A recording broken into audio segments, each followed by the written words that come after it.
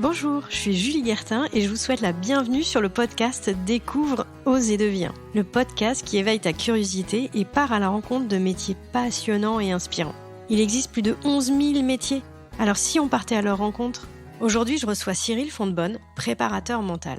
L'épisode de Cyril est donc le second du triptyque sur le sport de haut niveau.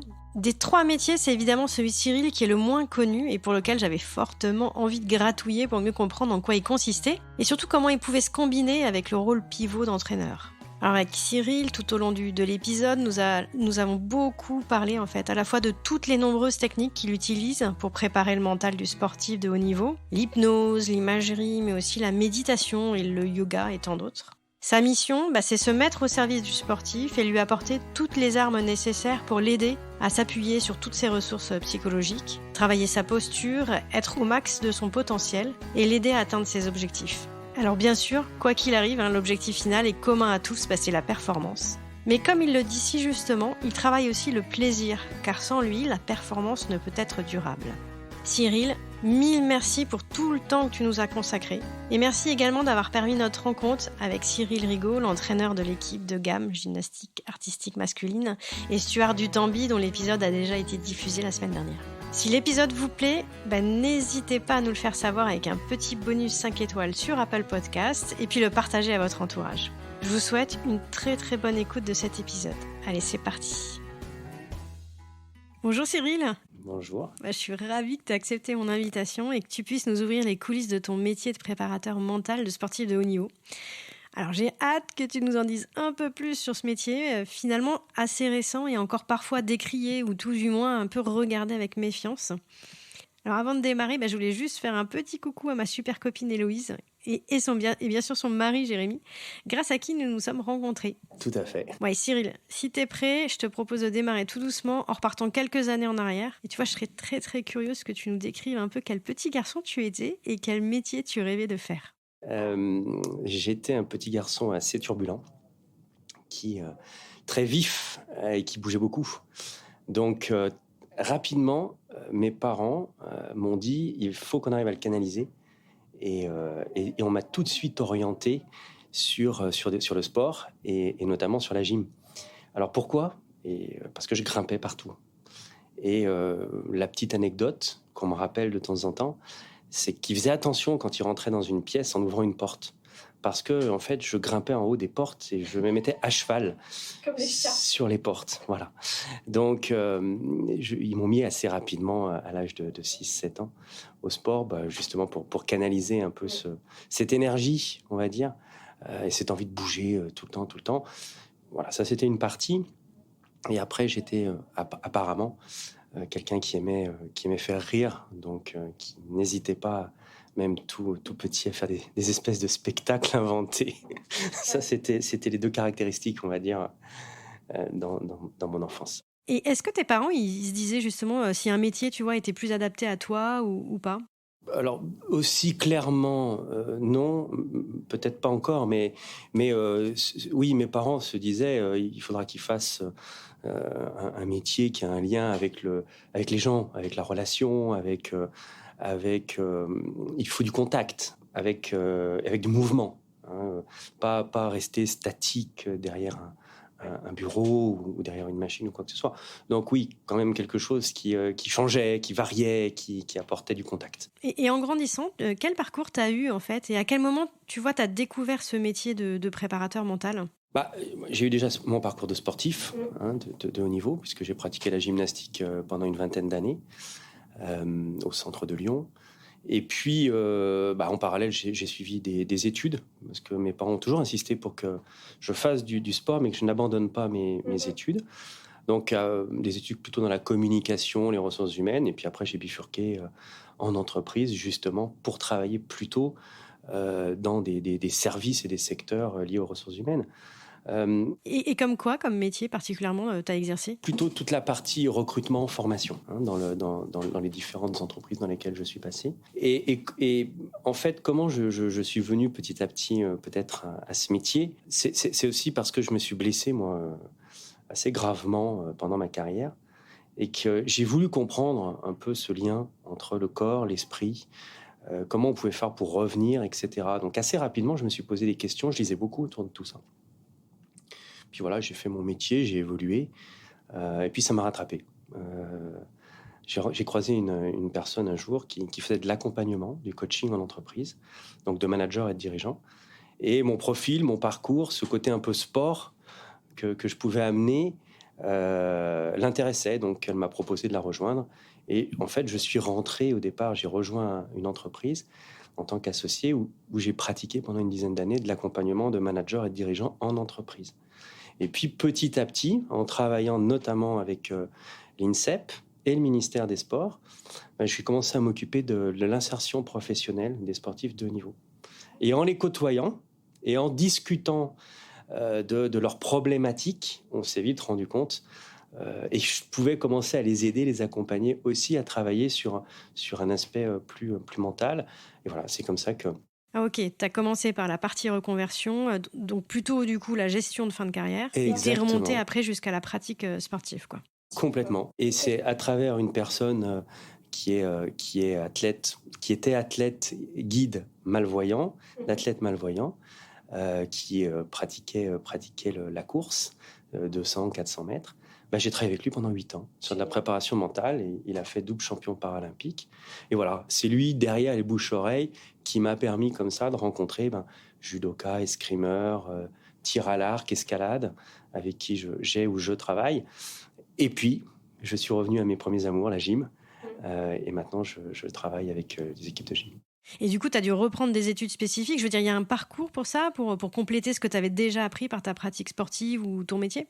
Il peut effectivement y avoir un parcours spécifique avec des formations qui sont proposées, même diplômantes. Moi, c'est un choix parce que comme je suis rentré par la porte de l'entreprise, j'ai à la fois été formé par la personne qui m'a accueilli et j'ai pris des formations, mais vraiment très ciblées. Je suis allé piocher, on va dire, sur des outils particuliers qui me permettaient d'avoir un regard assez large et pouvoir m'adapter aux personnes que j'avais en face de moi.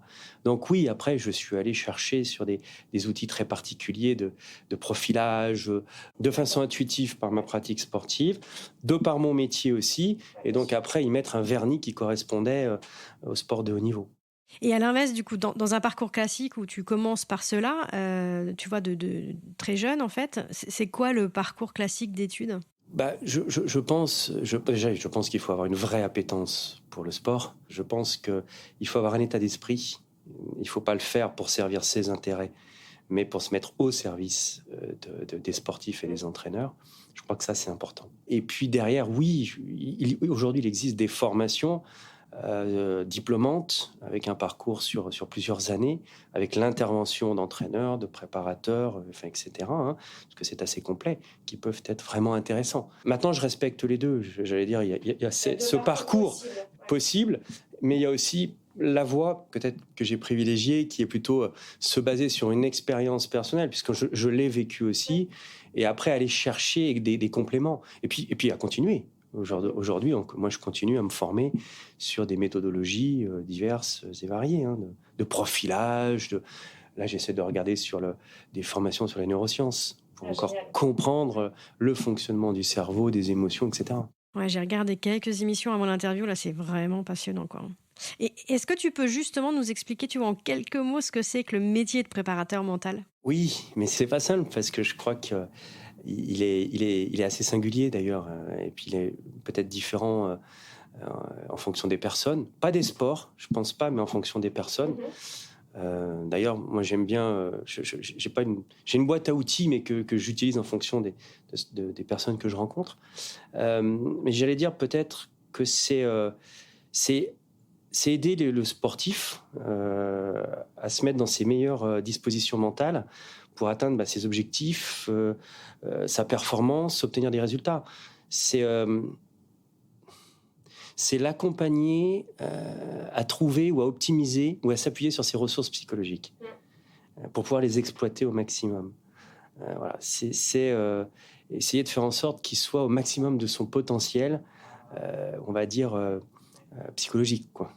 Ouais, j'ai entendu une question super intéressante qui était, mais finalement, c'est quoi la différence entre préparateur mental et psychologue? Je pense, enfin en tout cas moi la limite que je me fixe, c'est quand on rencontre un sportif, parce que pour moi la préparation mentale ce n'est pas uniquement proposer des outils d'imagerie mentale, de respiration, de yoga, etc., qui là vont nous aider, mais c'est aussi comprendre la structure de l'individu, comprendre la personnalité de l'individu, comprendre un peu son histoire, comprendre ce que j'ai envie d'appeler des marqueurs somatiques, des empreintes qui peuvent l'amener à stresser dans certaines situations. Quelles sont ses stratégies, en fait, qu'il va mettre en place. Et là, je pense qu'on a une limite en tant que coach, si on n'est pas formé à minima à la psychologie. Et c'est cette différence-là, c'est quand on tombe sur, pour moi, des problématiques profondes, dures, qui sont liées à des traumatismes de l'enfance ou autres, ou du parcours. Voilà, moi là je dis stop, il faut qu'il aille voir il faut que tu ailles voir un psychologue qui va t'aider lui à passer et à travailler sur ces blessures. Voilà, pour moi c'est ma limite. C'est arrivé d'ailleurs. Hein. Oui. J'ai des exemples concrets. Je peux pas citer les noms bien sûr, mais de sport où 2 fois je leur ai dit allez voir quelqu'un.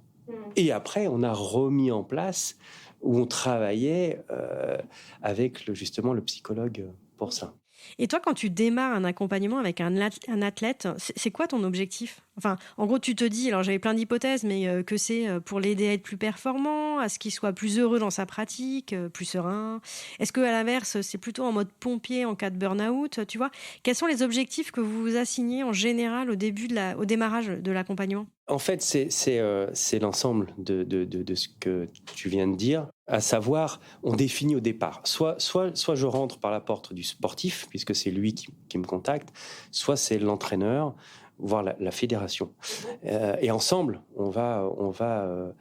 j'ai toujours, bien évidemment, le premier et le deuxième entretien pour vraiment comprendre les objectifs, les attentes, et puis que s'il y a l'entraîneur ou autre, on soit en phase sur ce qu'on veut mettre en place. Mais après, et puis les problématiques ou ce qu'on va rencontrer, ça vient au fur et à mesure. Mais après, ça peut être différents objectifs. Évidemment, la finalité, c'est le résultat. C'est la performance. C'est la performance. Ouais. Bien sûr. C'est le résultat qui va compter. Maintenant, voilà, comment on fait pour arriver au résultat? Le résultat, c'est pas déjà se fixer sur le résultat. Si on fait ça, on oublie les différentes étapes qui vont faire qu'on arrive au résultat. Donc le résultat, c'est la somme d'objectifs qu'on se sera fixés et qu'on va petit à petit atteindre, qui vont faire qu'au bout, il y aura un résultat.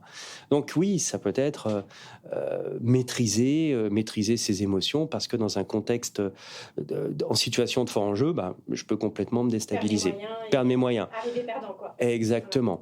Je peux avoir la peur de gagner, la peur de perdre. Voilà, ce sont des objectifs. Je peux aussi être démotivé. Parce que soit j'ai déjà eu des résultats, soit j'ai subi une injustice de non-sélection ou autre, il faut que je me remotive. C'est aussi, après, effectivement, un épuisement. Là, on en parle ces derniers temps beaucoup, à travers des sportifs qui sont épuisés. Ça y est, on ose, la parole se libère un peu. Oui, il y en a beaucoup. Ouais, d'autant que dans certaines disciplines, je trouve que j'ai l'impression vraiment qu'il y a une intensification des compètes, quoi. Le rythme, tu vois, j'ai l'impression qu'il s'accélère, qu'il y a plus trop de préparation long terme, que c'est le travail à la sélection de la prochaine compète qui se fait et qui s'enchaîne un peu, non? Oui, de toute façon, il y a un rythme qui est assez important. Et là, c'est le fait d'être vraiment en phase, soit avec le sportif et l'entraîneur, sur aussi toute sa préparation. Ça, moi, je m'en occupe pas du tout, mais la préparation physique. Moi, je vais plutôt travailler, et aussi, tu vois, ça peut être un objectif, travailler sur la gestion des temps forts et des temps faibles. Il y a une notion qui est très importante, je pense, aujourd'hui, on appelle préparation mentale, mais c'est assez large. C'est aussi cette notion de plaisir. Je pense qu'il n'y a pas de performance durable si à un moment donné, il n'y a pas de plaisir. Alors, on peut avoir des baisses, mais il faut quand même aller chercher cette récompense, cette satisfaction liées au plaisir. Mais on en reparlera, On en effectivement. reparlera. Ça fait partie des questions parce que comment trouver cet équilibre entre le plaisir et la performance, qui parfois c'est C'est pas compliqué. facile. Je me demandais aussi s'il y avait aussi des accompagnements aussi par rapport à l'image, l'image renvoyée par les réseaux sociaux, par la com, parce que j'ai l'impression que ça se démultiplie aussi énormément et que pour certains, ils ont énormément de pression. Alors, moi, non, je n'aborde pas D'accord. vraiment. Oui, on en parle, mais il y a des gens qui sont spécialisés pour ça. Moi, j'aime bien chacun fasse son métier quelque part. Moi, quand tu dis image, oui, je vais le travailler à travers le comportement. C'est ça. Et peut-être qu'on en reparlera, mais c'est le comportement que j'ai envie de... Qu'est-ce que j'ai envie de montrer à mon adversaire? Qu'est-ce que j'ai envie de produire consciemment sur l'inconscient de l'autre, en fait? Exactement. Et ça, c'est une posture. Alors, à la fois, de par la posture que je vais adopter, je peux libérer, je peux mettre en place des hormones ou un certain nombre de choses qui vont me permettre d'être plutôt en mode guerrier parce que c'est nécessaire. Donc la posture est importante, mais c'est aussi ce que j'ai envie de montrer. Et ça, c'est primordial aussi. C'est j'arrive sur le tatami où je baisse la tête ou je la lève. Il y avait un très bel article hier dans un journal. Je ne sais pas si je peux le citer, mais... si, tu peux. On se doute en plus duquel, voilà. j'imagine. Sur Clarisse, la judokate qui a fait double champion olympique là, en individuel et par équipe au dernier jeu de Tokyo. Et c'est marrant, ça va dans ce sens-là, où elle dit, moi, si je sens ou si je vois que mon adversaire a peur, c'est mort pour elle. C'est ça. Donc ça, c'est aussi important dans l'accompagnement, et je le mets dans la préparation mentale. Moi, j'aime bien rentrer, j'ai une espèce de triptyque sur le dialogue interne, sur les émotions et sur le comportement, travailler un peu autour de ces trois axes. Et le comportement fait partie pour moi de qu'est-ce que j'ai envie de montrer. Qu'est-ce que j'ai envie de montrer et j'imagine aussi j'imagine que vous étudiez aussi l'adversaire pour connaître un peu ses failles. Oui, et aussi. Se dire si c'est quelqu'un d'impatient, je vais au tennis à chaque fois mettre 2 minutes pour faire le service, quoi, parce que ça énerve profondément l'autre, quoi. Alors, quand on peut, sur certains sports, évidemment, où il y a des adversaires, oui, on peut observer ce genre d'attitude, des adversaires. Je pense aussi au judo, à l'escrime, etc. Où là, encore une fois, on peut faire appel à des gens qui sont spécialistes dans cette forme d'analyse, sur lesquels moi je m'appuie, parce que j'aime bien aller aussi chercher des spécialistes.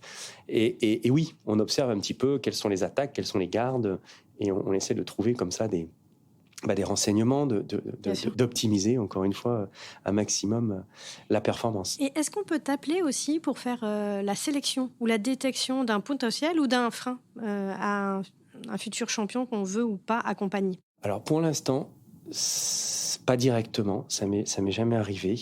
Ça a toujours été... Si ça a été fait, c'était lors de discussions, et pour être honnête, de façon un peu informelle. D'accord, okay. Sur un ressenti. Mais oui, par exemple, tiens, tu veux pas discuter un petit peu avec lui pour nous dire un peu ce que tu en penses, aussi sur sa motivation, sur, pardonnez-moi l'expression, mais ce qu'on appelle un peu la niaque, ce qu'on appelait la niaque, voilà, c'est cette capacité à vouloir se battre, etc. Et puis la stabilité mais toujours aussi, je très pense. dur à découvrir sur un seul entretien, et que c'est au bout de plusieurs, une fois qu'on connaît et qu'on a créé un climat de confiance, parce que on n'avance pas s'il n'y a pas un climat de confiance. Ok. Alors j'aimerais bien que tu nous cites, pour qu'on puisse se projeter un peu des types de techniques en fait qui sont utilisées, ou des outils ou employés en fait, pour qu'on puisse se projeter sur le type d'exercice que tu peux être amené à faire lors d'accompagnement avec les sportifs. Alors, on a combien de temps? Parce que c'est... Quelques exemples. Non, mais on a toute la journée. Pour faire simple, voilà, moi j'essaye de rentrer, comme je te le disais, j'ai 3 axes quelque part, et je peux rentrer, ça dépend, ou en tout cas à n'importe quel moment je peux aller appuyer sur un espèce de bouton. C'est ce que j'appelle quelque part le cognitif, le dialogue interne. Donc là, on va essayer de toucher en travaillant, justement, en conscientisant un certain nombre de choses. Donc là, on va travailler. Alors, c'est à la fois très simple, mais ça peut se mettre en pratique. Et aujourd'hui, même physiquement, on arrive à mesurer un certain nombre de choses. Il existe des ratios aussi qui nous permettent d'aller encore plus loin. Mais moi, j'aime bien commencer sur un état d'esprit. D'ailleurs, que ça soit avec le monde du sport ou dans le monde de l'entreprise, c'est l'état d'esprit, un état d'esprit de la performance. Donc là, on va parler de pensée positive, de l'impact. Aujourd'hui, on sait mesurer l'impact de pensée positive sur le résultat. Donc, on va faire un peu de théorie et expliquer au niveau neurologique comment ça se passe et pourquoi c'est important de ne pas regarder que le positif, bien sûr, hein, parce qu'on a besoin d'avoir des retours négatifs pour pouvoir évoluer et comprendre un certain nombre de choses. Mais c'est d'être dans des formes de pourcentage plus importantes sur ce que j'ai à travailler sur mes points forts ou sur le positif que sur les axes, sur les points faibles. Voilà, c'est avoir une capacité à ne pas justifier, à arrêter de justifier, être plus dans l'observation, l'exploration de ce que je mets en place, que ça soit positif dans mes résultats, ce qui va me permettre de créer des routines de performance, ou aussi négatif. Qu'est-ce que je peux améliorer? Et aussi, c'est une grosse capacité, ça c'est ce que j'appelle l'état d'esprit, de remise en question. Si on n'est pas prêt à minima à retravailler sur la compréhension de ces modes de fonctionnement préférentiels, où là on peut faire entrer des outils de profilage, des tests écrits, ou voilà, enfin, un certain nombre de choses qui peuvent être tirées du monde de l'entreprise aussi, hein, parce que ça va dans les deux sens. Voilà, ça c'est pour comprendre un peu l'individu. Donc ça, c'est le premier axe, ça, cognitif. C'est le premier axe, on est plutôt sur la partie cognitive et sur tout ce qui est pensée positive, qui a une forte influence aujourd'hui quand même sur le résultat, en tout cas c'est ce qu'on observe. Après, il y a un deuxième axe qui est plus la partie émotionnelle, hein, qui va m'aider à être dans la gestion du stress. Donc il y a toute la compréhension de l'émotion. Et déjà, de se dire que c'est une information, l'émotion. D'arrêter d'essayer, comme trop souvent on a été, sans faire de généralité, mais éduqué à essayer de cacher nos émotions. Faut surtout pas qu'on montre, etc. L'interprétation, à part les rougeurs, la voix qui tremble, plus de... Voilà.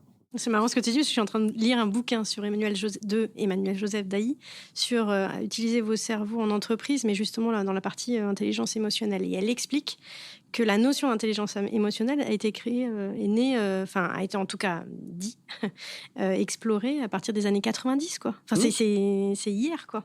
C'est assez récent, en fait. Puis on en découvre. On découvre encore plein de choses. Ouais. Moi, c'est pour ça que j'aimerais continuer à faire des formations pour aller encore plus loin dans cette compréhension. Mais en gros, oui, c'est ça. C'est vraiment déjà accepter que ça ne soit plus quelque chose que je dois repousser, mais comprendre. Pourquoi ? Parce que derrière, c'est une information qui va me permettre d'évoluer et de bouger. Donc voilà, il y a un petit travail sur ça, et comment aussi pour les sportifs, ça c'est vraiment très important, je fais pour faire baisser l'intensité de cette émotion. Pour que je ne sois pas dans une forme de réaction qui soit paralysante même, hein, jusqu'à je ne peux plus bouger, ou je sens plus mes bras, ou je sens plus rien, enfin, avant de monter sur un cheval d'arçon, ou sur un tatami, ou sur une piste d'escrime, etc.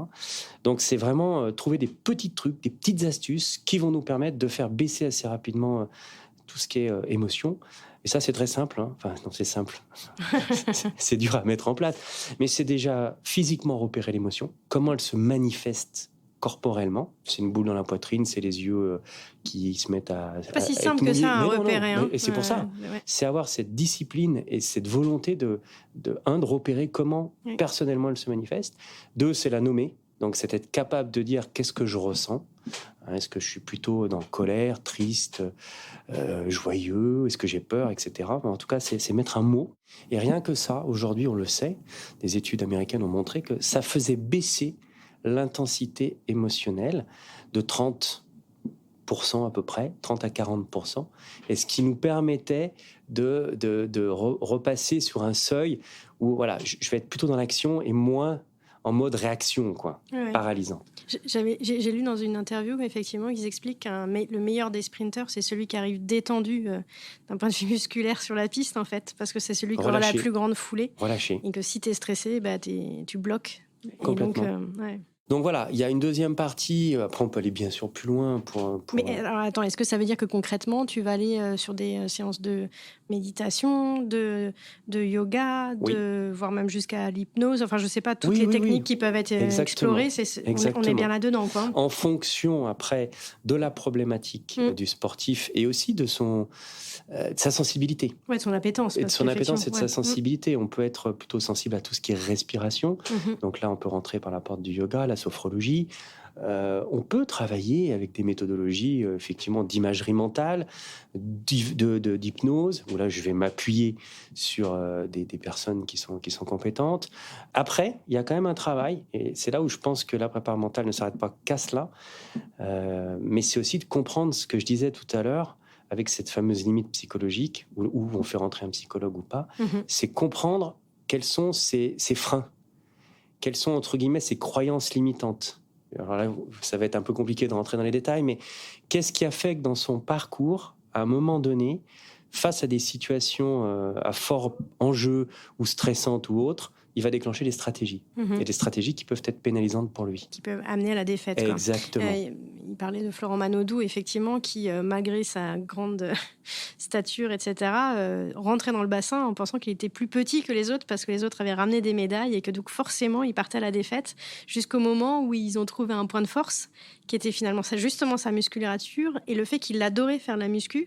Et donc, ils lui ont fait faire des exercices, en fait, où ils essayaient de lui permettre de visualiser tout le côté positif que pouvait lui ramener le succès de sa séance de musculation, et donc que le fait d'imager, d'avoir en tête et de visualiser ça, il le gardait dans le bassin pour arriver en vainqueur, quoi. C'est une forme que tu viens de citer, c'est une forme effectivement de travail qu'on peut proposer. Okay. Donc une grosse aussi importance de plus en plus, je trouve, sur l'imagerie mentale. Pourquoi ? Parce qu'on sait aujourd'hui que ce sont à peu près les mêmes zones somatosensorielles, c'est un peu technique, mais du cerveau qui s'éclaire, qui s'allume, qu'on soit en train de visualiser le mouvement ou qu'on soit en train de le faire. C'est dingue ça. Voilà, c'est à peu près, on pourrait projeter des coupes d'un cerveau et on verrait. Et a priori, plus le professionnel est expert dans sa discipline, plus les zones se regroupent et sont exactement similaires. Il y avait une femme qui était lanceuse de poids, je crois, ou de disques, bref, et qui expliquait qu'elle, quand elle a été enceinte, elle ne pouvait plus exercer sa discipline et que pour rester en forme, elle continuait de visualiser pour ne pas perdre en fait son niveau. Complètement. Je me dis, mais c'est dingue. Complètement. Ouais. Même pour de plus en plus sur la réathlétisation, je travaille en ce moment avec des personnes au tir à l'arc qui ont été blessées. On a continué, comme si, en mettant tout un protocole, mais vraiment très précis, avec des bruits, avec des odeurs, avec de visualisation, pour qu'ils continuent à s'observer et à créer une image, comme tu le disais, positive du tir à l'arc. Et oui, après, on va aller chercher, on va vraiment aller chercher des techniques. Mais il y a quand même cette partie, j'insiste vraiment, je reviens, assez importante, à mon sens, de compréhension de choses qui font, pardonnez-moi, je trouve pas le mot, mais peut-être qui peuvent faire dérailler le sportif et qu'on retrouve. Et voilà. Ce que je trouve intéressant dans ce que tu dis, c'est que ce que je perçois, c'est qu'en fait, finalement, si on faisait pas ce travail-là de perception des failles qui sont personnelles, en fait, au final, tu appliquerais la même méthode à tous. Exactement. Et tu dirais, tout ce qui fonctionne, c'est la visualisation par imagerie. En fait, ça suffirait pas parce qu'on serait de nouveau dans la même mécanique de la performance à l'état brut qu'on applique à tous. En tout cas, c'est comme ça que je perçois, moi, la prépa mentale. Et c'est pour ça que je n'hésite pas à m'appuyer sur... je travaille beaucoup avec l'INSEP, et il y a des psychologues à l'INSEP qui sont très très bons. Okay. Ouais. Et alors justement, une de mes questions, c'était quel lien tu entretiens, ou plus généralement, quand les préparateurs mentaux entretiennent avec le monde de la recherche scientifique. Est-ce qu'il y a beaucoup de passerelles avec, je sais pas, j'ai vu un reportage avec une personne qui travaille effectivement dans l'imagerie médicale, qui a l'air hyper pointue. Voilà, est-ce que ça, vous avez des contacts réguliers ? Oui, mais enfin, on essaie de les créer. Je trouve que c'est encore trop informel. C'est plutôt, à mon sens, mais laisser à l'initiative de chacun. Oui, par exemple, sur l'imagerie mentale, j'ai pu me rapprocher indirectement par l'intermédiaire de quelqu'un, d'un chercheur qui a travaillé à l'INSA et qui a travaillé sur ce sujet-là. Et qui a mis en place un certain nombre de protocoles. Tu le complètes avec des lectures, bien évidemment.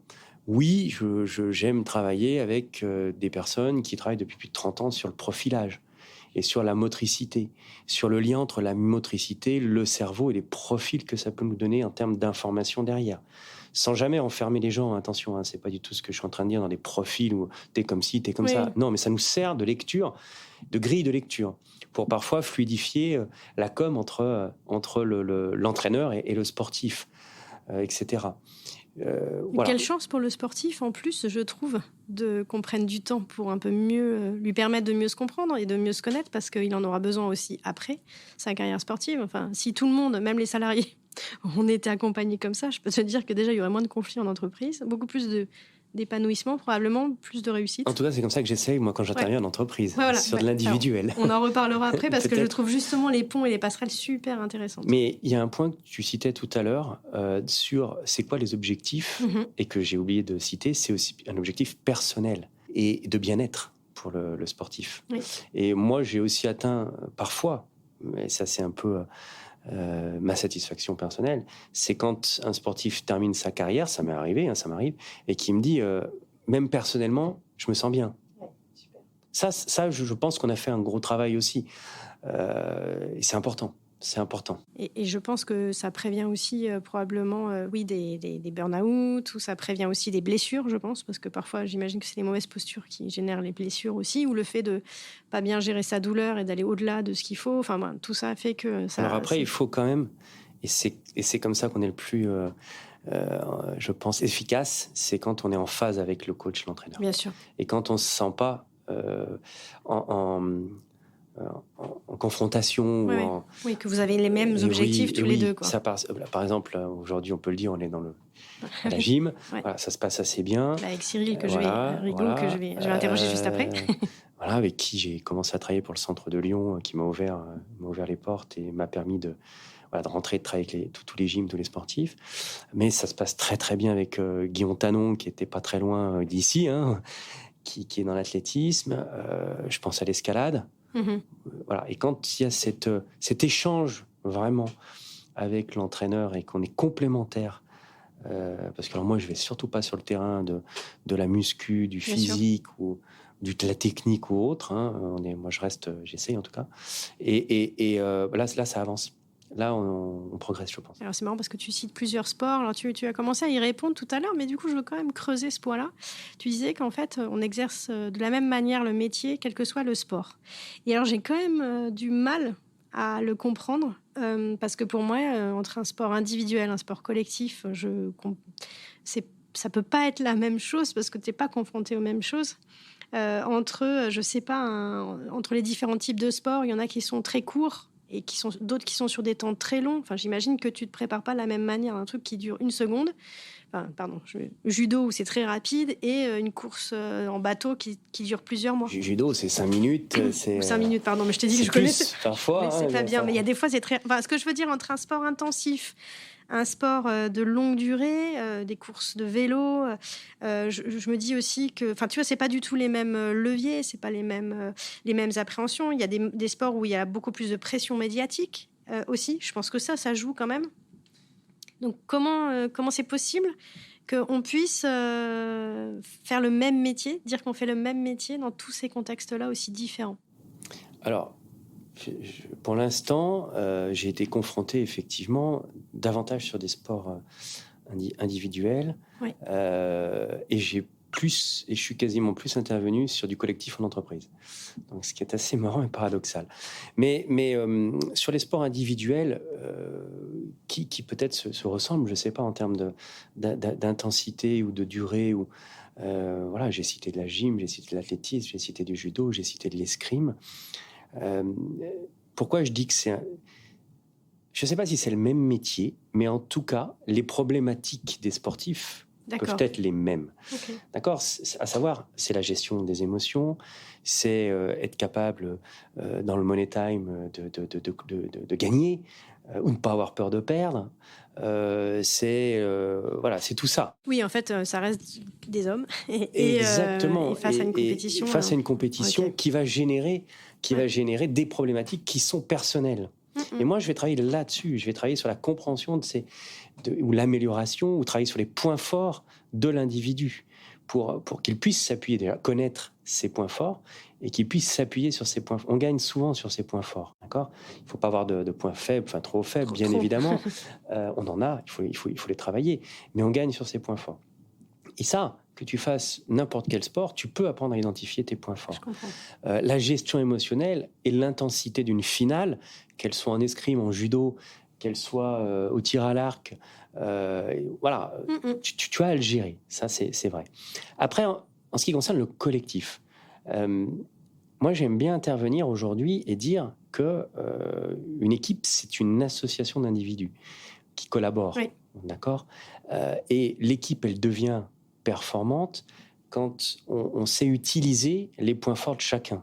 Donc c'est quand, en développant ses propres points forts et sa performance, on développe l'efficacité collective. Je me mets au service de l'autre.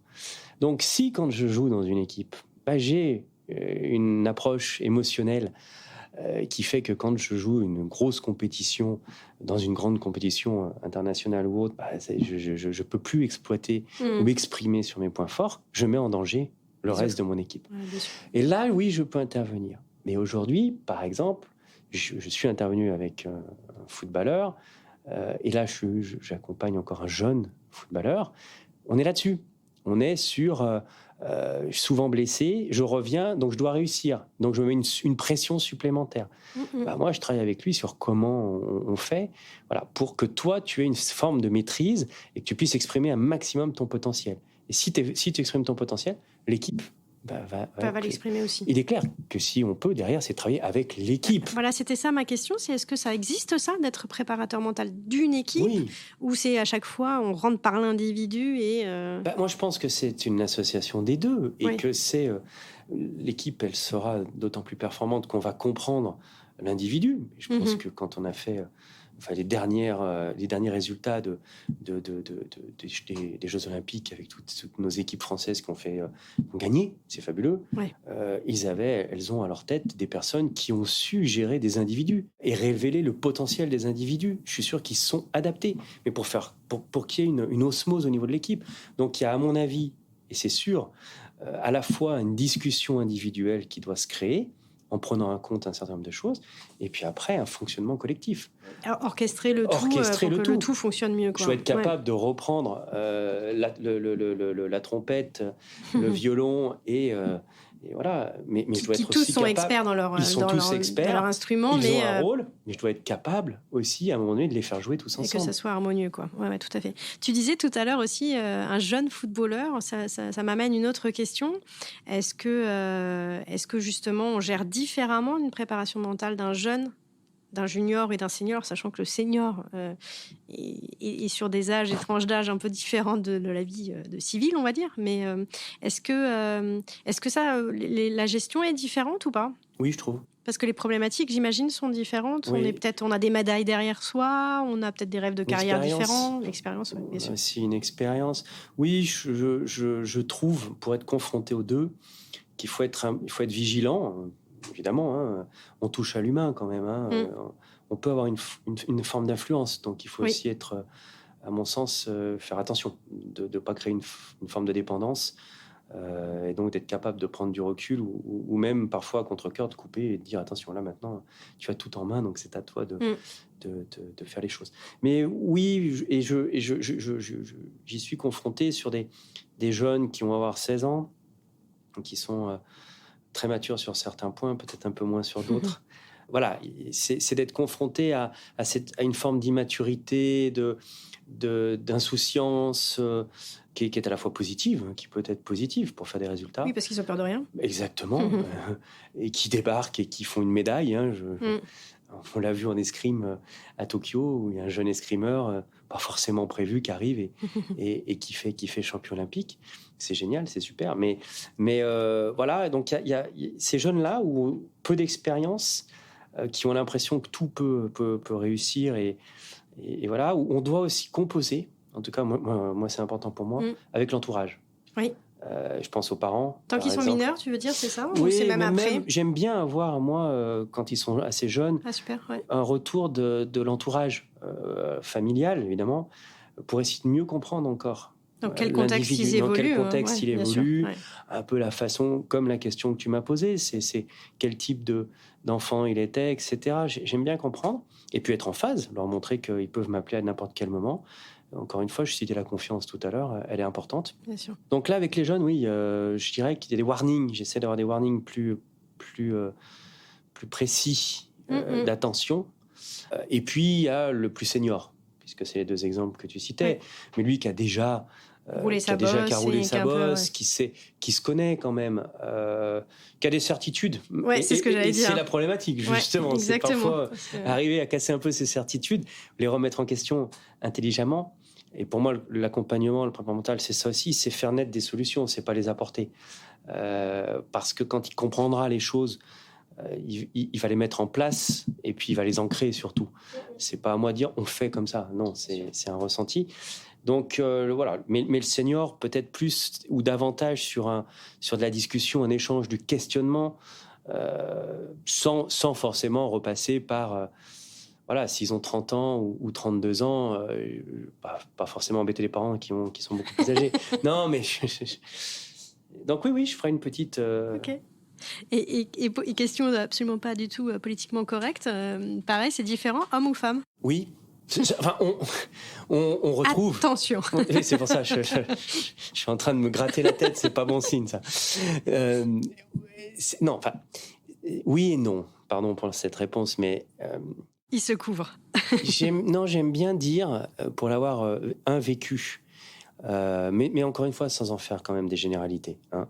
Mais on observe souvent, j'observe souvent, que pour être bien, être performant, on va dire, encore une fois sans faire de généralité, mais qu'une femme aurait besoin d'être dans une ambiance, dans une forme d'harmonie. Et si elle a ça autour d'elle, elle a envie de mettre en place la performance. Et ce que j'ai envie d'observer aussi, c'est que les hommes, ils ont besoin de résultats. Et que quand ils gagnent, comme par hasard, il y a une bonne ambiance. C'est peut-être ce seul petit point. Et je ne suis pas en train de dire que les femmes n'ont pas envie de gagner ou que les hommes n'ont pas besoin d'ambiance. Non. Mais la porte d'entrée, et ça, peut-être dans les équipes, pour avoir discuté avec des gens qui ont des préparateurs mentaux, mais qui ont été entraîneurs nationaux, à la tête d'une équipe nationale, et qui ont entraîné hommes-femmes, m'avait fait part de cette remarque que j'avais trouvé intéressant. M'avait dit, moi, ma difficulté, c'est de faire en sorte qu'il y ait une bonne ambiance dans le vestiaire avec les femmes, et avec les hommes, il faut quand même qu'on parle de résultats.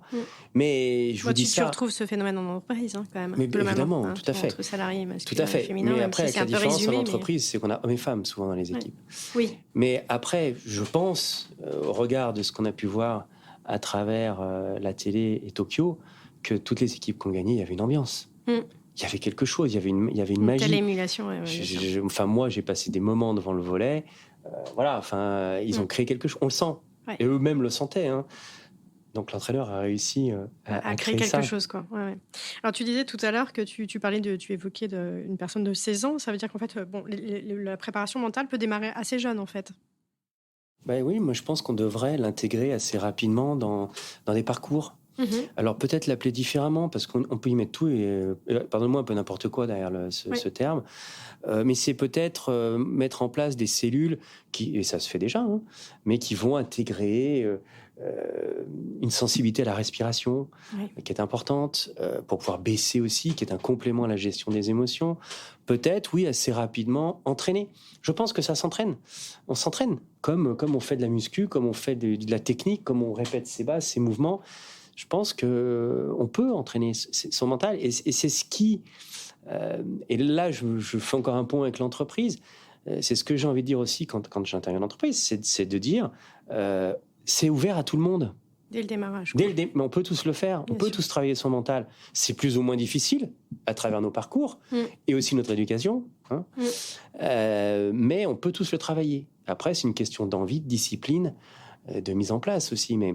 Donc oui, plus on commence tôt, l'imagerie mentale, si on pouvait commencer assez rapidement, ça pourrait presque faire partie de 5 minutes par jour pour se préparer. J'ai vu que Thomas Samut, il préparait mentalement une jeune gymnaste, je me souviens plus de son nom, qui est vraiment jeune, qui est mineure et qui est un des espoirs des JO 2024. Alors, je me souviens plus de son prénom, mais effectivement, ils font beaucoup de méditation et d'imagerie également pour justement qu'elle puisse refaire tous ses parcours, enfin au bar, et en même temps réussir à se concentrer, garder la même énergie, mais baisser sa fréquence cardiaque. Enfin, je résume peut-être pas très bien, mais effectivement, Si. ils commencent alors elle est mineure et elle est jeune, et ils vont Parce que c'est une forme pour la préparer, d'entraînement. quoi. Tout à fait. Tout à fait. Mais ce que tu dis, l'imagerie, voilà, moi j'en fais avec les gyms, où on va jusqu'à chronométrer le mouvement.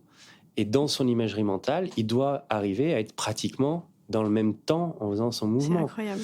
Tir à l'arc, on s'est rendu compte il le savait, mais c'est pas nouveau, pardon, mais là on va travailler sur tirer à l'arc quand on a une fréquence cardiaque qui est assez importante. Non plus, et pas que essayer de faire baisser cette fréquence cardiaque quand je vais tirer, mais c'est d'être capable de tirer aussi quand j'ai une fréquence cardiaque qui est importante. Bien sûr. Donc je vais lui faire faire des sauts à la corde, et puis il va devoir. On va essayer de faire on les met l'athlétisme. dans des On travaillait sur la visualisation, le départ, la deuxième partie et le final. Voilà, évidemment, oui. Mais si on peut commencer, à mon avis, plus on commence tôt, après en s'adaptant, bien évidemment. Oui, aux besoins de chaque âge, quoi. Et alors, tes accompagnements sont plutôt ponctuels, plutôt continus, enfin, en général ou en moyenne, on peut dire que ça dure combien de temps, en fait, un accompagnement? J'aimerais que ça soit plutôt continu. Oui. Je citais tout à l'heure une personne avec qui j'ai travaillé, il s'appelle Gauthier Simounet. On a travaillé pendant 8 ans. Ah oui, c'est long, ça. C'est long, quand même. Ouais, c'est une Donc, bonne période pour développer, quoi. Exactement. Oui. Donc là, il y a eu une forme de continuité. Et ça avait après, ça prenait... c'était différent dans la fréquence. On pouvait attendre, se voir toutes les semaines, ou alors un échange téléphonique, ou tous les 15 jours, 3 semaines, ou après une compète pour débriefer, etc. Ou avant. Voilà. Moi, j'aime bien mettre un cadre, et après, dans ce cadre, on trouve des formes de fonctionnement. Donc voilà, le plus long, ça a été 8 ans. Travailler avec la lutte, ça a été 3-4 ans. Travailler avec d'autres personnes dans l'athlétisme, ça a été 2 ans. L'escrime, ça a été 3 ans. D'accord, donc c'est des périodes quand même assez longues. Hein. Tu n'arrives pas en mode pompier juste pour régler un souci. C'est quand même sur des périodes où ça te permet quand même de développer on peut essayer une relation, en mode pompier, mais c'est pas évident. Oui. Parce que moi, je trouve qu'on ne connaît pas assez la personne. Là, justement, on va peut-être essayer de trop calquer un mode de fonctionnement. Peut-être la différence, c'est en mode pompier, c'est faire appel à une psychologue qui va peut-être plus rapidement prendre aussi en compte la blessure. Voilà. Oui, mode pompier, ça a été peut-être 6 mois, allez, on va dire ça comme ça, où j'ai essayé. Je suis pas sûr qu'on a atteint les objectifs qu'on s'était fixés, mais on a essayé de comprendre ce qui se passait. Ok, alors je vais te poser des questions très concrètes maintenant sur, s'il y a des gens qui écoutent et qui veulent faire ce même métier, essayer de se projeter. D'abord, quel statut on a quand on est préparateur mental en général? On est salarié, indépendant? Moi, j'ai pas de statut. Je ne suis rien. Non, mais je trouve aujourd'hui, tu l'as un peu dit en introduction, je crois que c'est pas réellement c'est pas une profession, enfin, qui est reconnue. Ah oui? Ou alors, moi, je trouve que c'est quand même aujourd'hui entre guillemets encore un peu confidentiel. D'accord, à ce point-là que... Oui, je pense qu'il y en a beaucoup, peut-être. Mais non, mais ça veut dire que tu réponds à la question, quelque part. En disant que, déjà, on peut éliminer le fait que les structures sportives ont un poste salarié dédié à ce type de métier. Non, pas forcément. Alors, il y a des structures qui sont plus sensibles, on va dire, à mon sens. Hein. Et donc, c'est ce que je disais tout à l'heure. Moi, aujourd'hui, je suis indépendant. Alors, c'est le premier point. Je suis indépendant pour pouvoir intervenir à la fois, déjà être libre dans la structuration de mes interventions, pour pouvoir intervenir dans le monde du sport ou dans le monde de l'entreprise. Donc ça, c'est important pour moi parce que j'aime bien faire des ponts dans les deux sens. Et pour pouvoir m'appuyer sur des outils qui viennent des deux mondes. Donc ça, c'est important pour moi. Après, quand c'est le sportif, parfois c'est le sportif qui fait appel, par le bouche à oreille. Et moi, c'est principalement par le bouche à oreille. Tu réponds à toutes mes questions, tu es parfait. C'est toutes les questions que j'allais te poser juste après, donc c'est parfait. Merci, ça fait longtemps qu'on ne me l'a pas dit. Donc... Non, mais c'est exactement ce que j'allais te demander. C'est souvent par le bouche-oreille, et les portes d'entrée sont le sportif lui-même.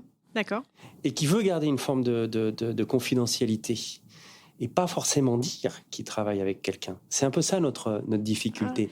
Okay. Et ça m'arrive, parce que parfois, travailler aussi cette partie-là, c'est reconnaître qu'on peut avoir une faiblesse. Oui, c'est comme à l'époque, on ne disait pas qu'on allait voir un psy parce que c'était forcément qu'on avait la tête qu'à bosser. Par exemple, quoi. Ça arrive encore. Ouais. Donc, c'est pas évident, puisque là, il y a une forme de confidentialité, on se rencontre, on discute, et pour progresser, c'est compliqué. Donc, j'aime assez rapidement essayer de rentrer en contact avec aussi les entraîneurs. Bien sûr. Pour qu'il y ait justement ce triptyque qui fait qu'on pourra avancer, et cette confiance.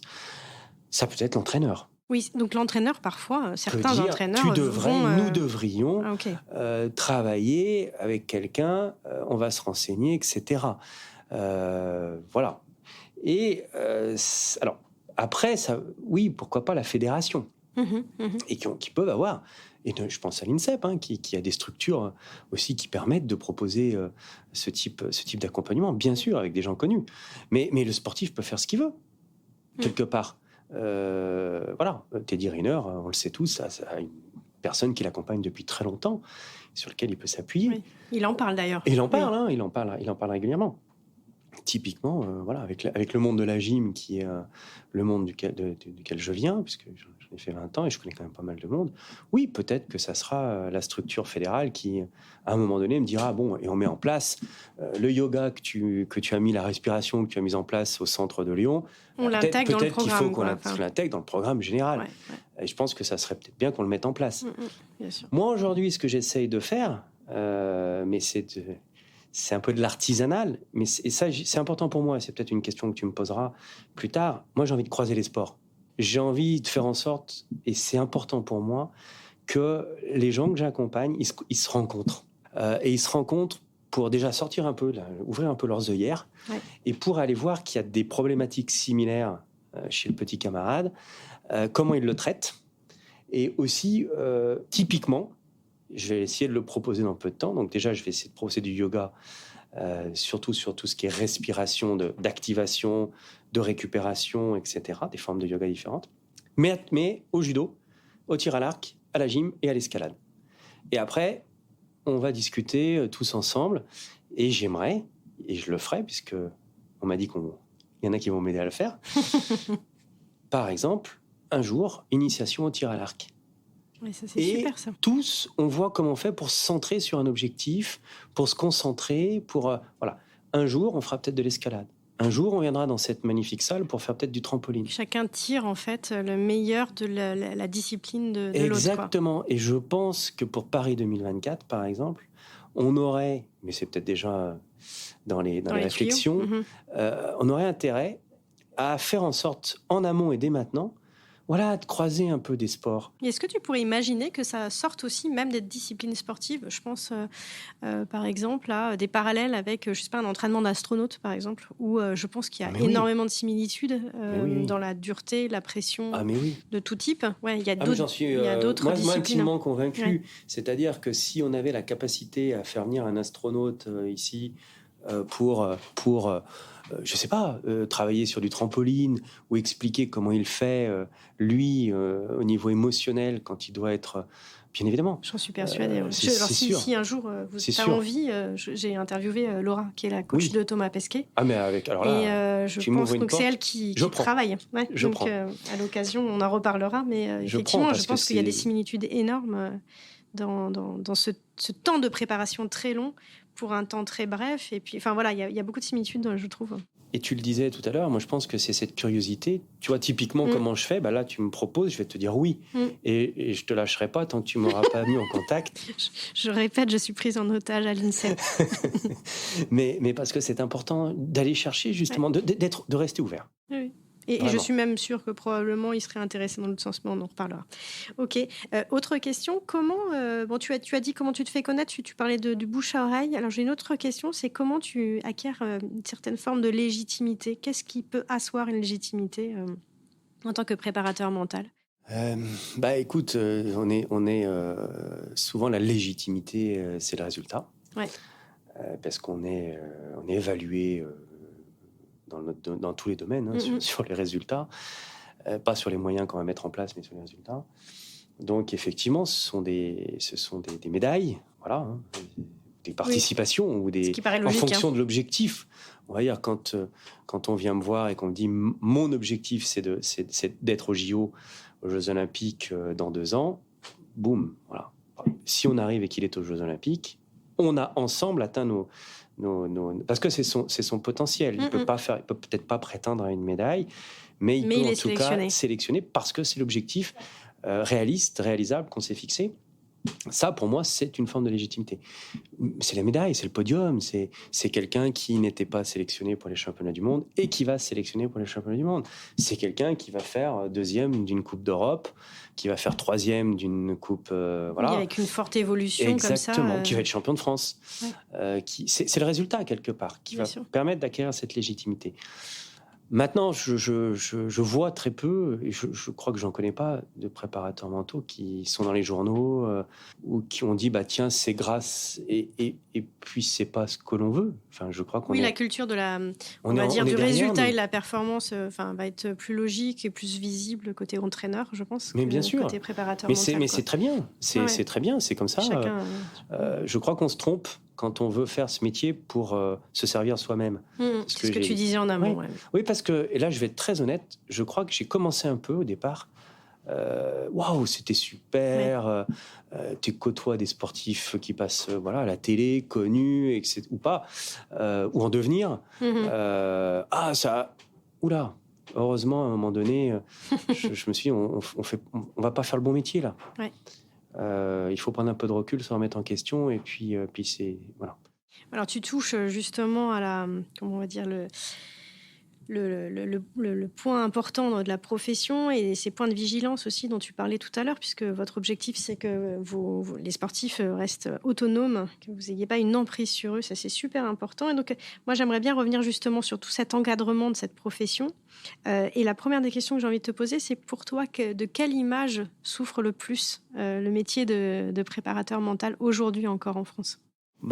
Spontanément, j'ai envie de dire, ça fait un peu... gourou, un peu... oui, parfois, peut-être qu'il y a eu des approches médiatisées qui se sont appuyées sur des techniques qui ne faisaient pas penser que ça peut être un peu de la fumisterie. Pardon, je suis peut-être un peu fort sur ces propos, mais voilà, dès qu'on touche à l'humain, à la tête, à la psycho, ça peut faire un peu peur. Donc, je crois qu'on peut souffrir de cette image-là. Ça devient peut-être à la mode, où on se dit, en tout cas, c'est important de l'intégrer. Je pense qu'il y a d'autres pays qui sont assez en avance, ou qui travaillent, en tout cas, dessus. Comme tu citerais Oui, je pense bien sûr à la partie, aux Américains, aux Canadiens, mais pas que. Certains pays de l'Est, les pays de l'Est sont pas mauvais non plus. Donc ça, c'est déjà historique, parce que moi, j'ai un peu regardé l'histoire de tout ce métier, cette profession. C'était déjà les États-Unis, l'URSS, l'ex-URSS et l'Allemagne aussi à l'époque. Exactement, qui sont assez, qui en tout cas, qui prêtent de l'attention à ces méthodes-là. Et du coup, on va se nourrir aussi de chez eux. On va chercher ce qui fonctionne. Et il y a plein de petites méthodes toutes simples. Donc on a encore un retard quand même à combler en France, quoi. Alors, c'est ce que j'ai vu, mais on a peut-être dans le fait de l'intégrer. Après, dans la recherche et dans tout ce qu'on a à disposition pour faire ce métier, je pense qu'en France, on est très bon. Dans la recherche, dans l'imagerie, dans tout. Oui, quand je parle de retard, c'est plus dans la perception qu'on a de l'importance de cette profession. Je pense, et quoi que ça évolue. Ouais. Mais oui, on a encore des coachs qui croient, encore une fois, je ne veux pas généraliser, mais qui pensent qu'on va faire le boulot à leur place. Ouais, non, pas du tout. Ou qui ont vraiment envie de suivre des formations pour pouvoir accompagner aussi. Bien évidemment, alors ça, c'est très utile, puisque ça va mieux comprendre la psychologie de son athlète. Mais peut-être que ça crée une défiance encore.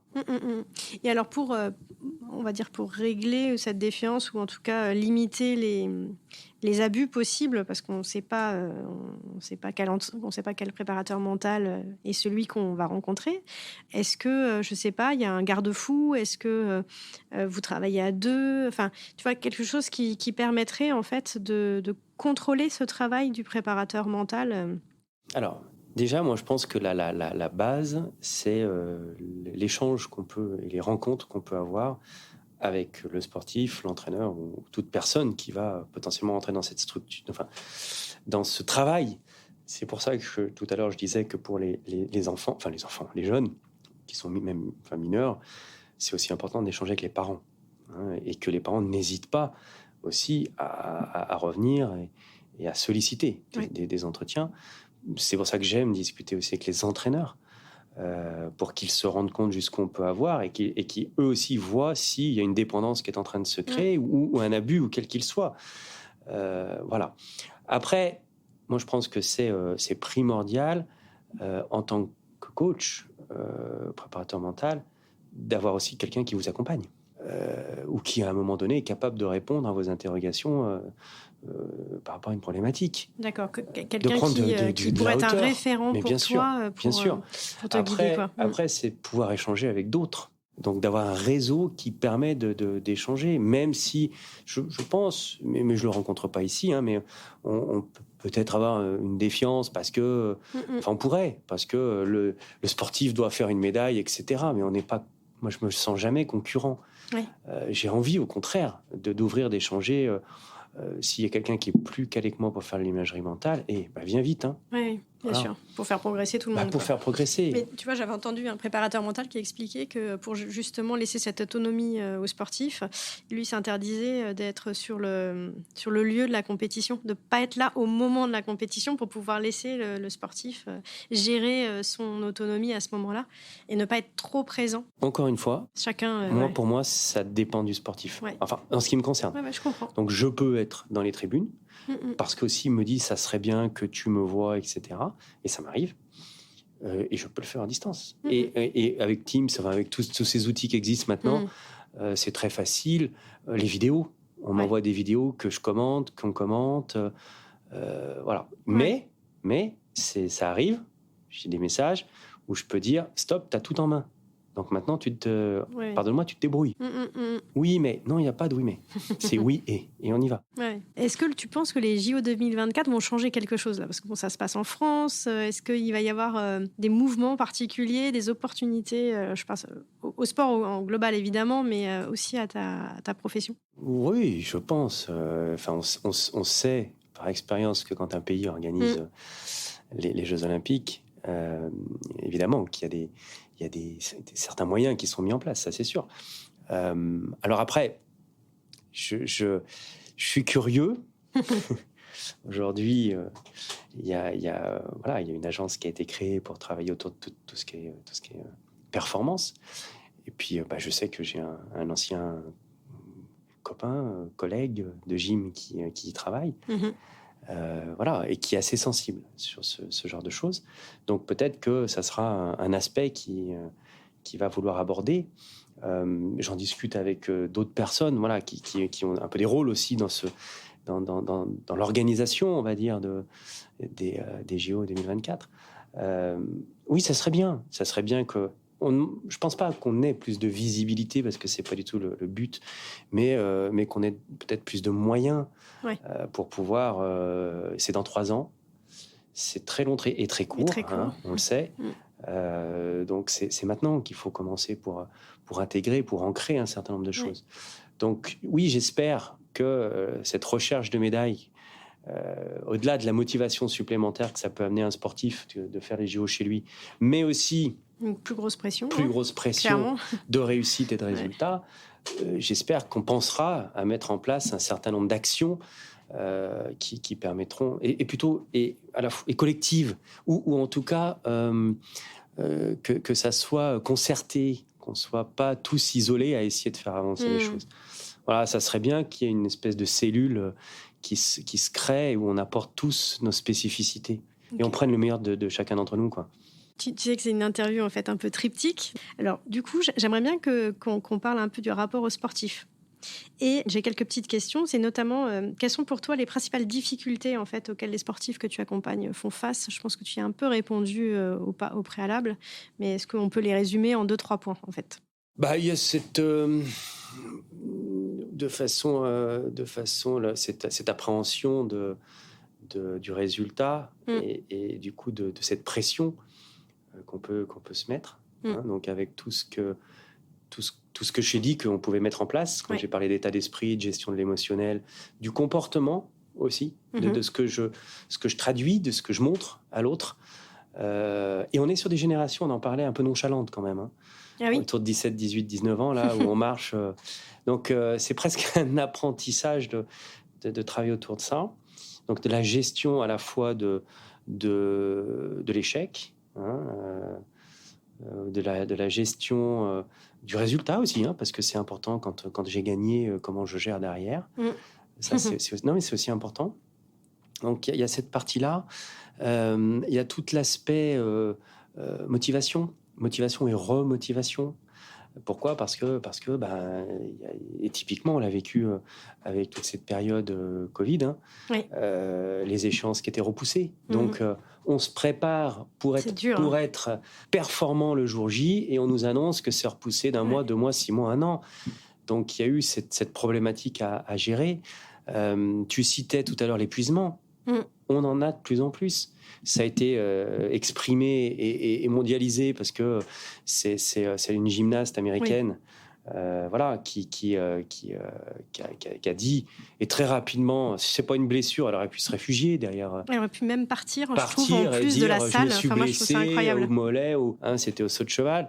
Non, elle a dit, je me suis perdue, j'ai un problème, je dois travailler et me restructurer à ce niveau-là. Je trouve ça super courageux d'ailleurs. C'est très courageux, c'est très très courageux. Puis d'être resté pour soutenir son équipe, je trouve que c'est un geste incroyable. Oui, puis le dire, le reconnaître devant tout le monde.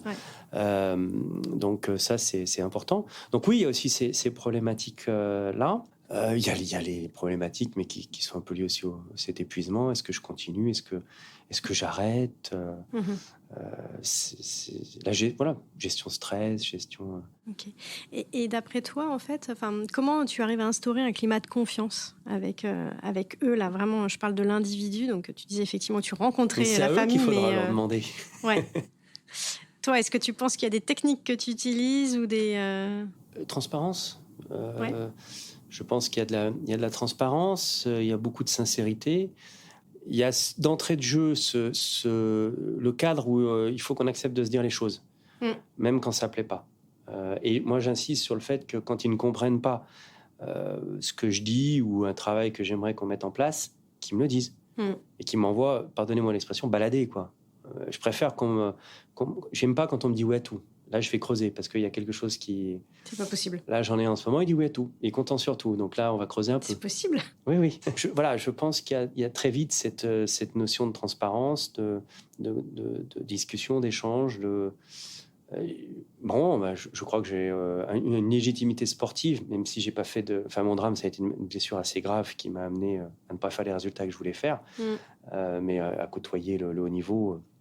sur les préparations de championnat du monde, de Jeux Olympiques, d'être en centre national pendant 15 ans. T'as vécu quand même. J'ai vécu à la fois la blessure, à la fois les hauts, les bas.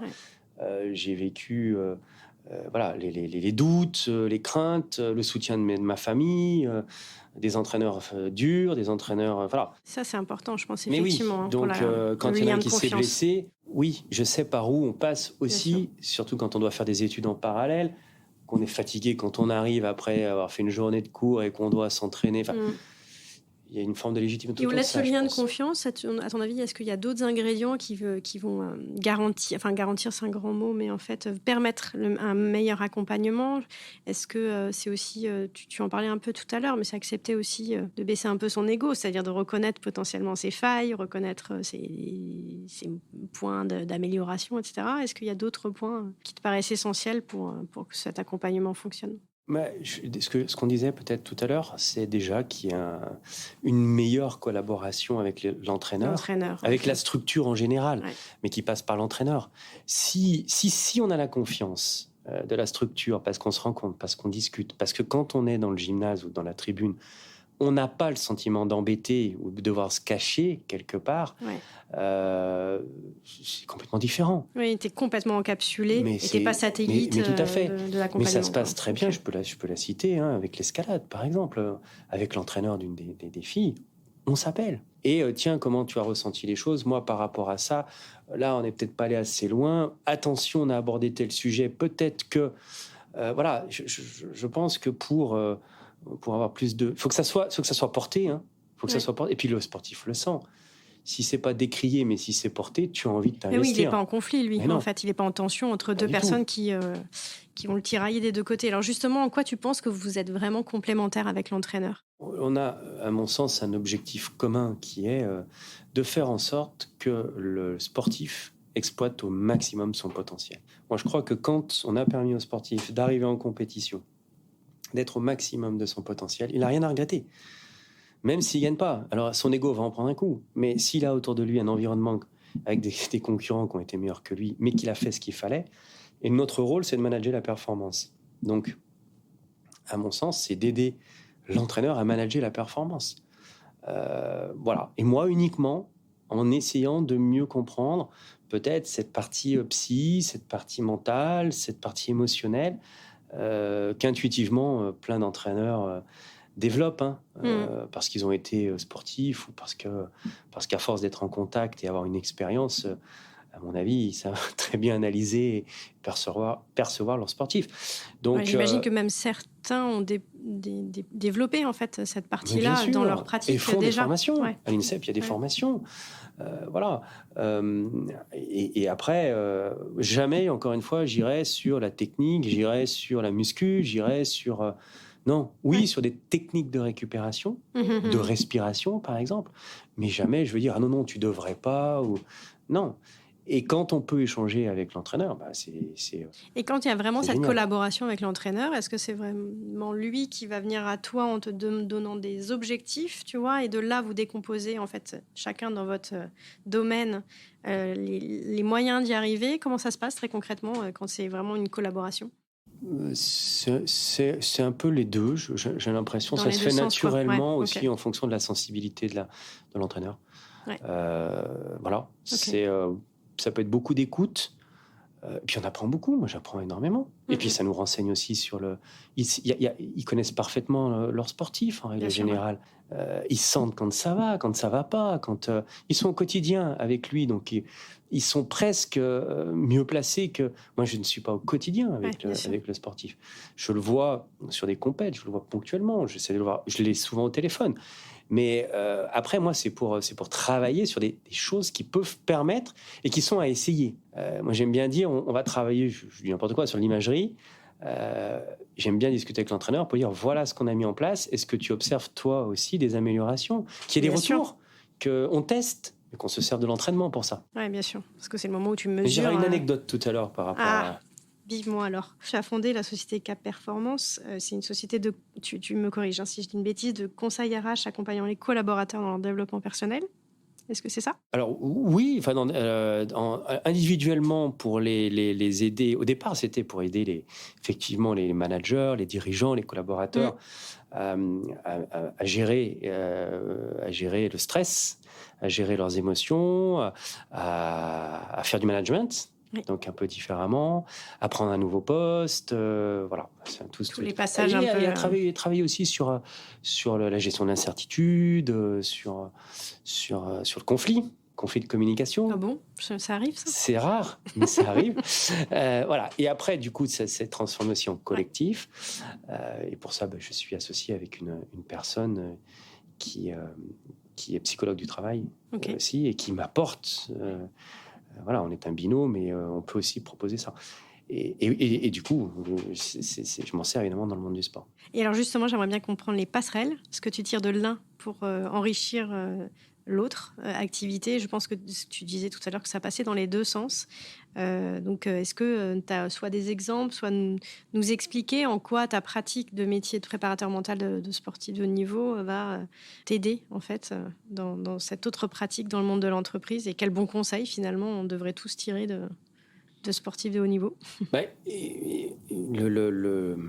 Effectivement, je pense que mon métier, c'est de créer ces passerelles. Donc, c'est d'observer les process de performance dans le monde du sport qu'on peut réutiliser dans le monde de l'entreprise. Peut-être qu'on ne peut pas tout réutiliser, attention, on ne va pas tout transférer.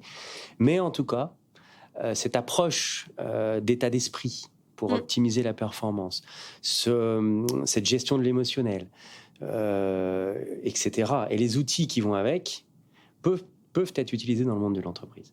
Donc moi, je vais beaucoup, dans ce sens-là, beaucoup m'appuyer sur de la mise en situation de pratique sportive.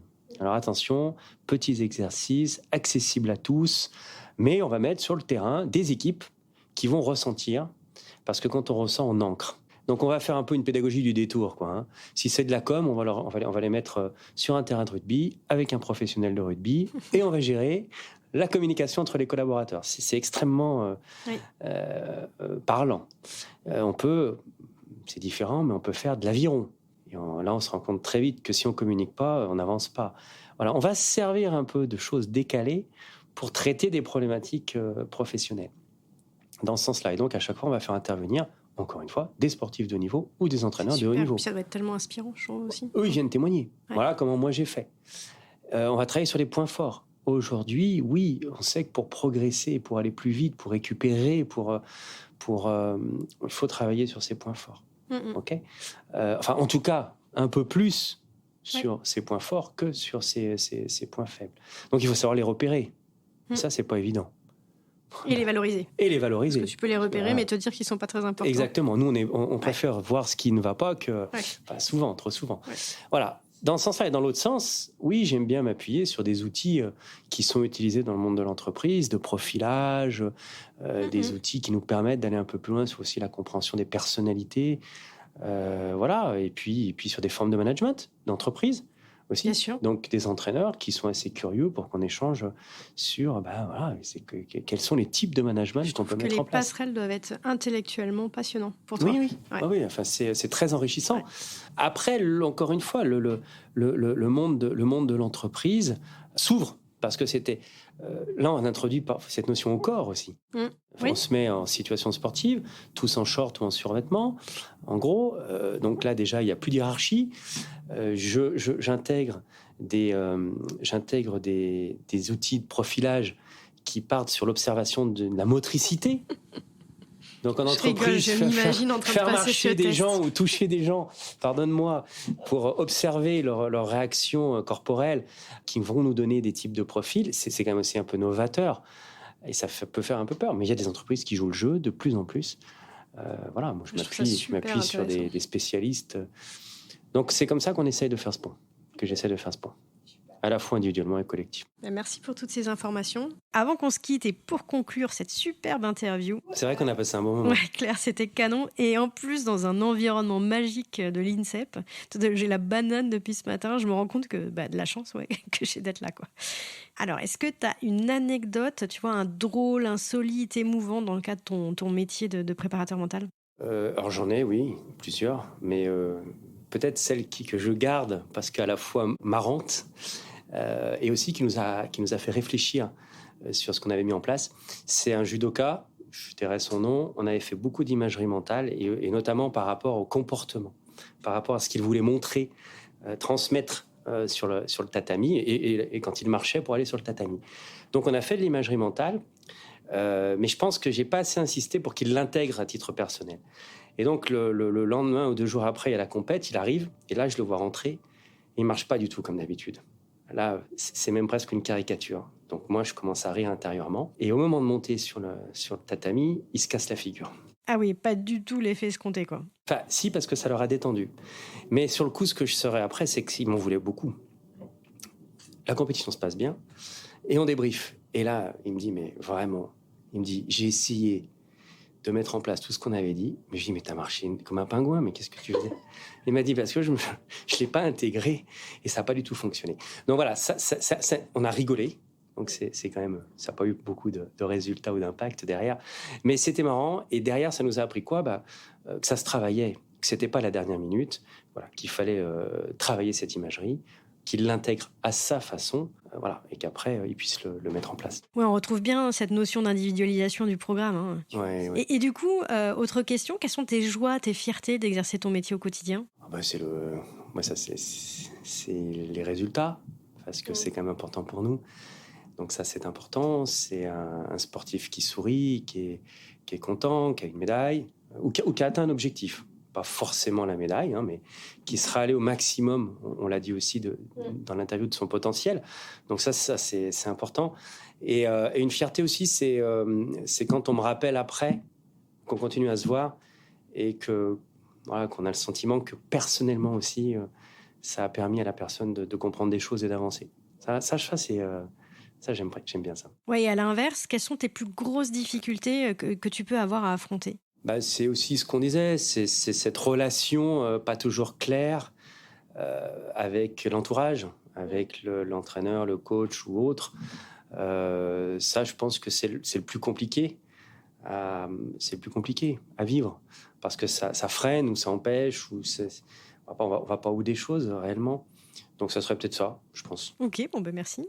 Et selon toi, quelles sont les qualités qui sont absolument nécessaires pour être un bon préparateur mental?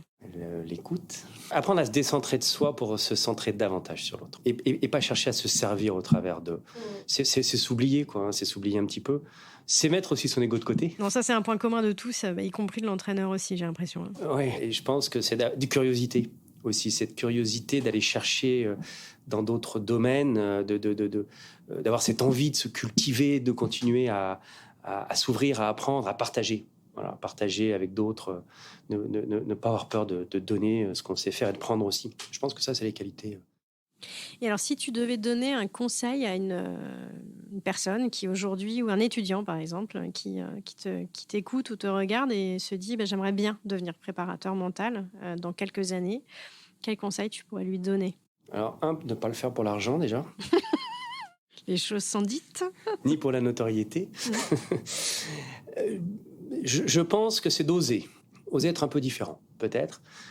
Soit en suivant un cursus, parce qu'aujourd'hui il existe des cursus qui vont préparer à ce métier, soit justement en allant chercher plusieurs formations qui vont lui permettre d'acquérir une certaine expérience.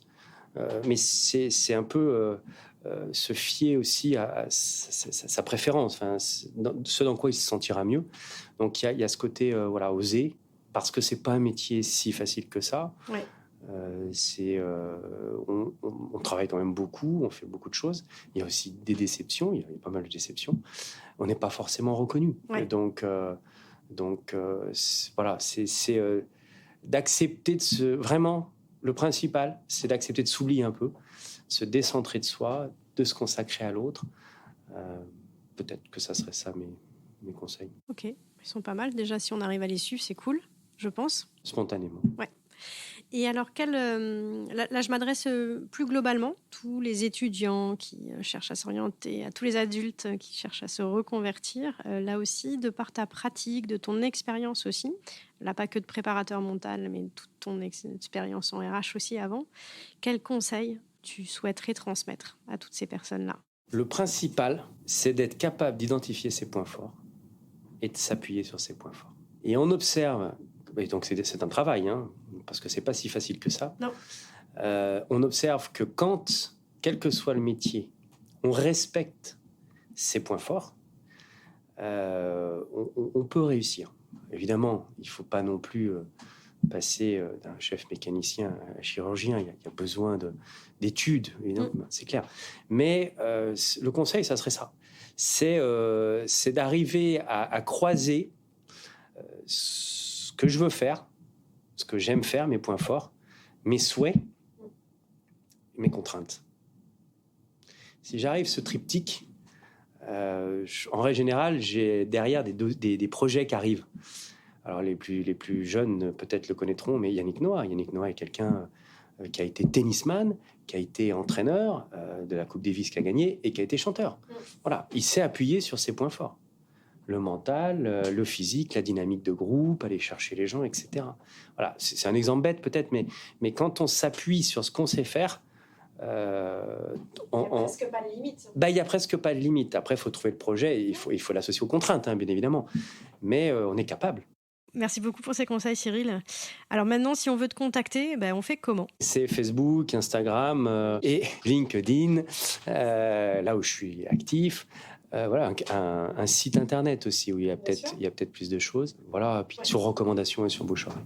Un grand merci, Cyril, de t'être prêté à cet exercice. Non, mais merci à toi. Avant de se quitter, tu sais, je vais te demander un dernier petit effort. J'aime bien ce rituel de demander à mes invités de passer le relais, de me lancer le défi de partir à la découverte d'un nouveau métier. Alors, du coup, est-ce que tu as pu y penser? Oui, Et j'en ai plusieurs.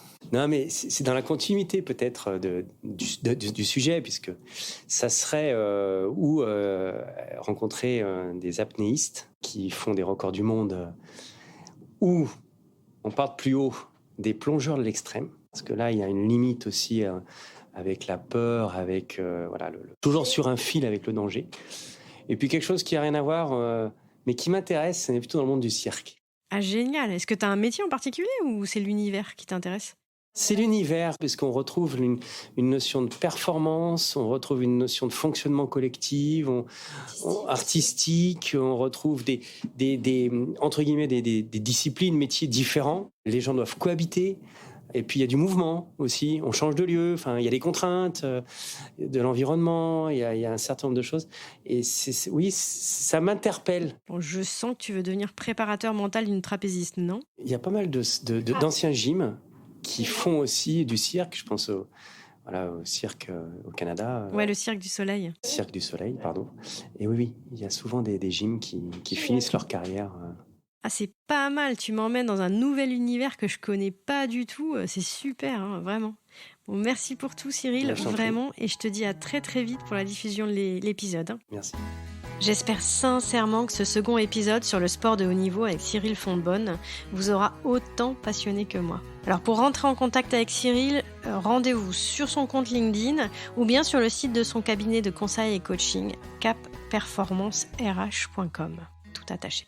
Si vous voulez donner un petit coup de pouce au podcast et donner de la visibilité à ce super métier, n'oubliez pas le commentaire sur Apple Podcasts et puis surtout, faites du bruit s'il vous plaît. Parlez-en à votre entourage, postez sur les réseaux sociaux, à votre voisin journaliste. Bref, aidez-nous à faire voyager le podcast. À dimanche prochain pour la découverte d'un nouveau métier et d'ici là, je vous souhaite une très très très belle semaine à tous. Salut!